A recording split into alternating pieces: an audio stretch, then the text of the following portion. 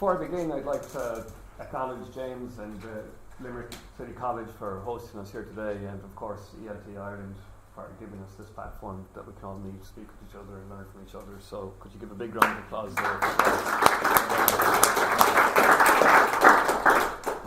So, suitably vague title of my presentation is The Language of Doing.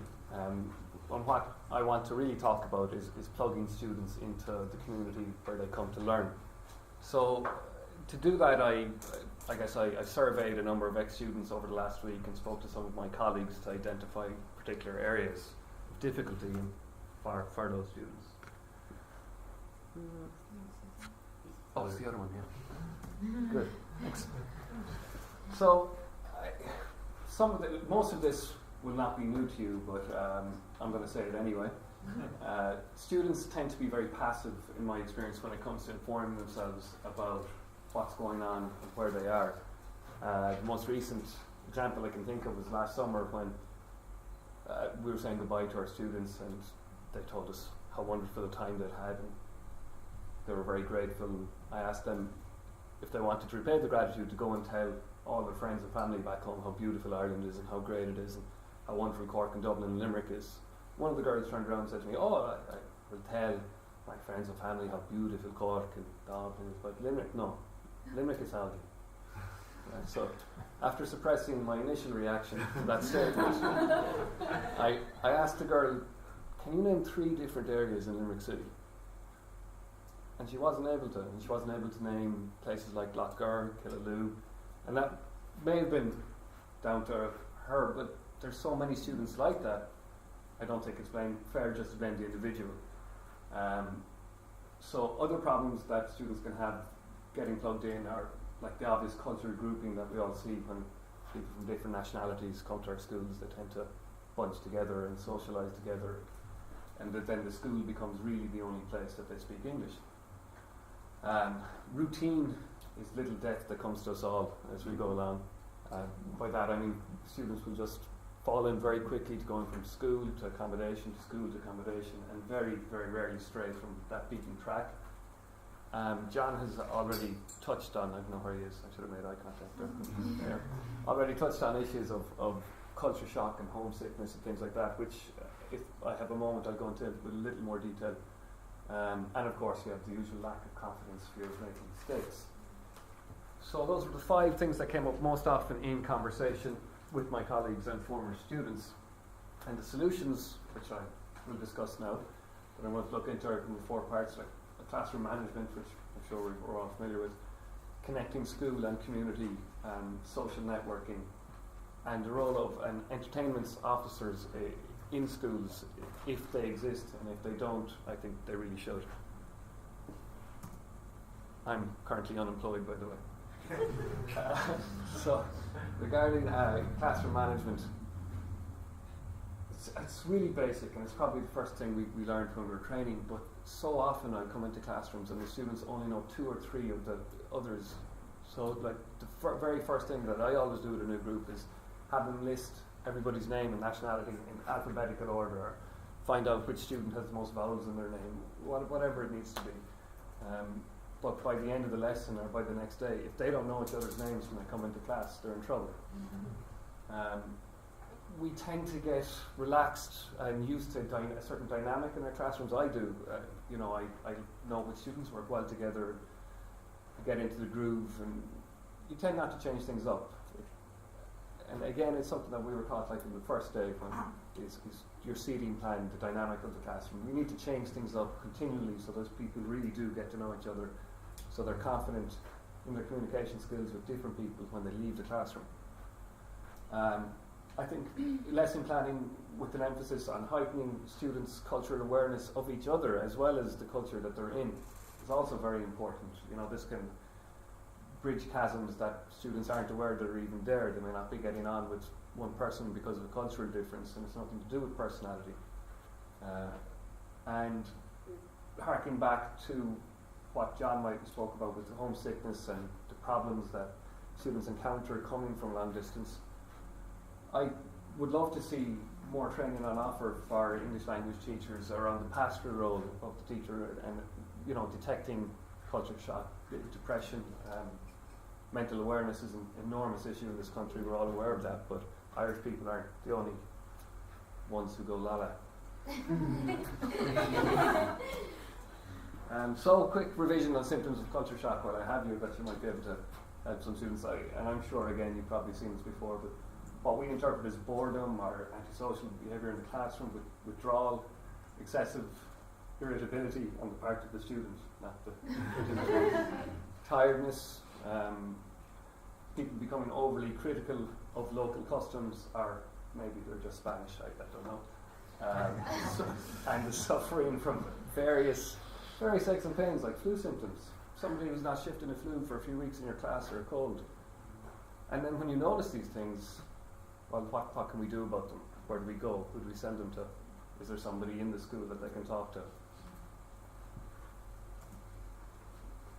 In terms of connecting school and community, is something that I love to do anyway in my free time, because everyone's a winner. So if I have pals who are playing in a band in Limerick, I make sure the students know where it is and how they can get there.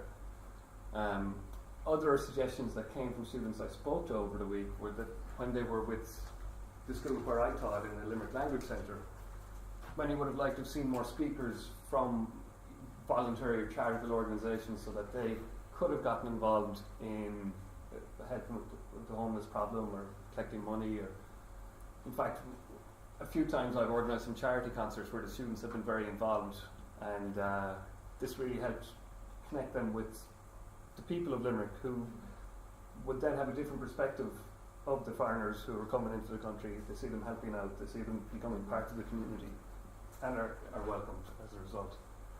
Your teacher's local knowledge is also very important. So, like Evan's back there now at the Limerick Language Centre, he really knows what's going on in Limerick, and he's great at connecting our students with different events.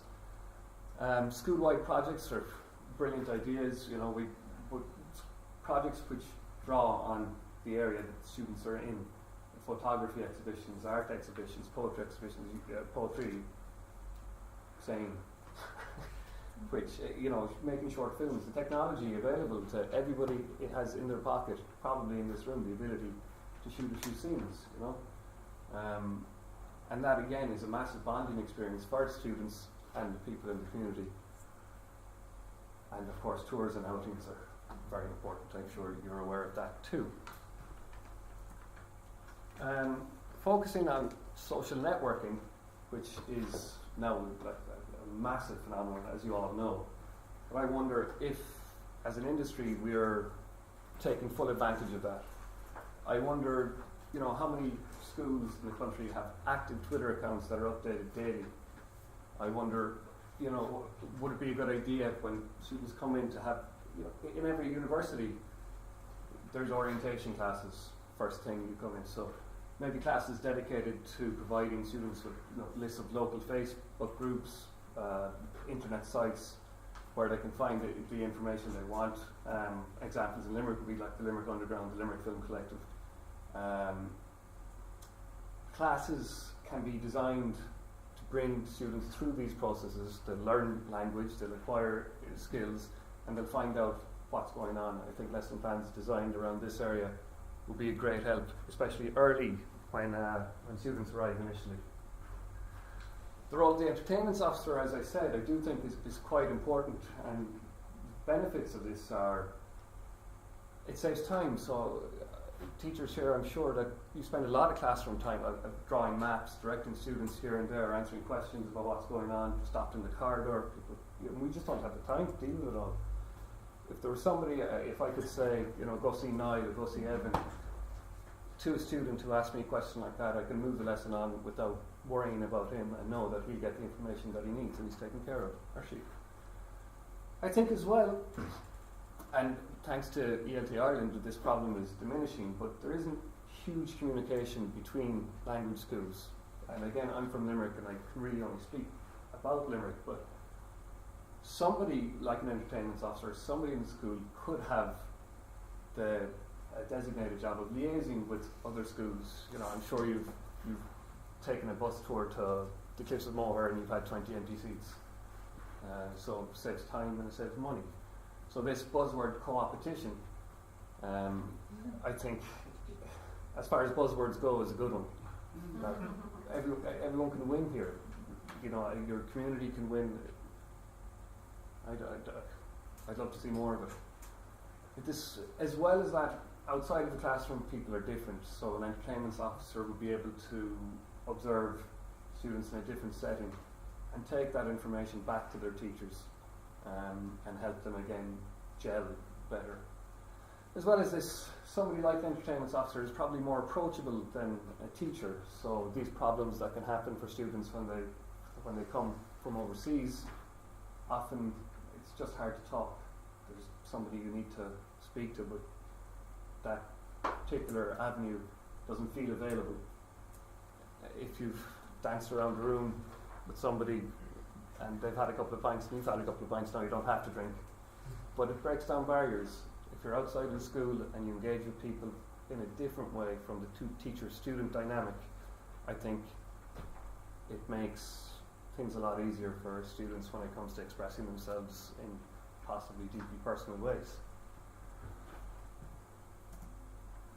And according to my slideshow, that's it.